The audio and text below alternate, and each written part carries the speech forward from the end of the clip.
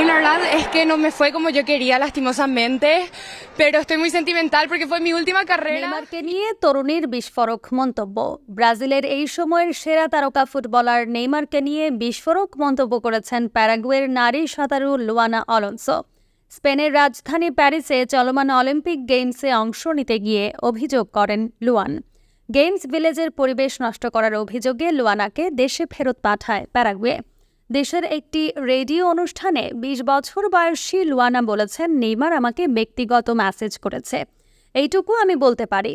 তাতে কি কথা লেখা সেটা আমি এখানে বলতে পারবো না। গত বছরের অক্টোবরে চোটাক্রান্ত হন নেইমার। সম্প্রতি তার হাঁটুতে অস্ত্রোপচার করা হয়েছে। চোট পাওয়ার পর থেকেই মাঠের বাইরে ব্রাজিলের এই তারকা। নেইমারকে ছাড়াই সৌদি প্রো লিগে চ্যাম্পিয়ন নেইমারের ক্লাব আল হিলাল। দলটির কোচ জানিয়েছেন, নতুন মৌসুমের শুরুর দিকেও খেলতে পারবেন না নেইমার।